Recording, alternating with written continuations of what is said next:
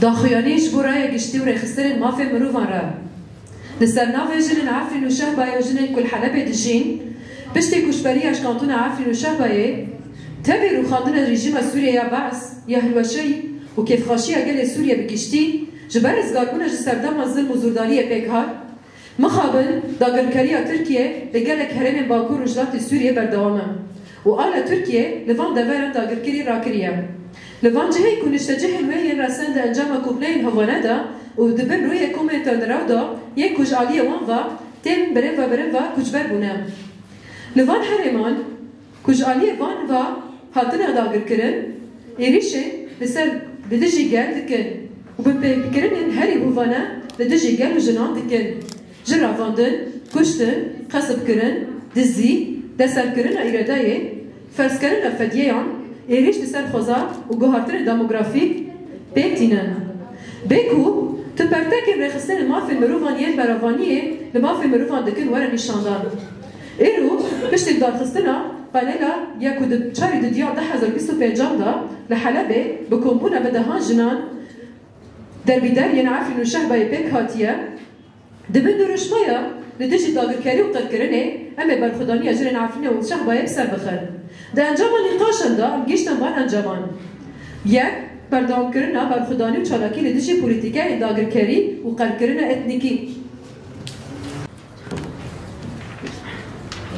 بيان إلى الرأي العام ومنظمات حقوق الإنسان باسم نساء عفرين والشهباء المقيمات بحلب إثر النزوح الثاني من مقاطعة عفرين والشهباء ورغم سقوط النظام السوري البائد وابتهاج عموم الشعب السوري بالخلاص من عهد الاستبداد والقمع لا يزال الاحتلال التركي مستمرا على العديد من المناطق في شمال سوريا ويرفع العلم التركي في هذه المناطق التي هجر منها سكانها إثر مؤامرات دنيئة وبوجوه الفصائل المتطرفة التي يحركها كالدمى المتحركة وهي تمارس عدوانها على الشعب في هذه المناطق المحتلة من قبلها وتمارس أبشع الانتهاكات بحق الشعب والنساء من الخطف، القتل، الاعتداء، الاغتصاب، السرقة، فرض الفدية، التهجم على الطبيعة والتغيير الديموغرافي دون أن يصدر أي رد فعل من المنظمات الحقوقية المدافعة عن حقوق الإنسان. إننا اليوم وبعد عقد الندوة الحوارية التي أقيمت بتاريخ 4/2/2025 في حلب بتجمع العشرات من النساء النازحات من عفرين والشهباء وتحت شعار ضد الاحتلال والإبادة ستنتصر مقاومة نساء عفرين والشهباء.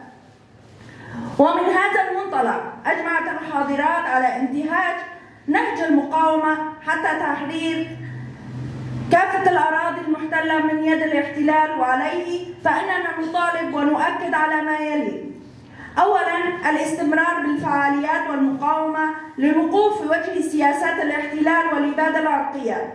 2. رفع وتيرة النضال من أجل التخلص من الاحتلال وانتهاج خط الحماية الذاتية. 3. متابعة القيام بالفعاليات المنددة بالاحتلال وتشهير الممارسات والانتهاكات اللا أخلاقية التي يتبعها بحق السكان. 4. توثيق هذه الانتهاكات وفق جداول وإحصائيات رسمية وإرسالها إلى المنظمات الحقوقية الدولية. 5. مطالبة الإعلام الحر للدخول إلى هذه المناطق لنقل صور الواقع بكل شفافية نظراً للتعتيم الممنهج القائم منذ سنوات. 6. المطالبة بالحقوق المشروعة كحق العودة مع ضمان العودة الكريمة تحت حماية دولية أسوداً بباقي المدن السورية. 7. المطالبة بتحرير الأسرى والمختطفين دون شروط وقيود. 8. العمل من أجل إرساء نظام ديمقراطي في سوريا الجديدة. 10. مقاومة الشعب والنساء. عاشت المرأة الحرة لا للاحتلال لا للإبادة. كونغرس دار حلب 4/2/2025.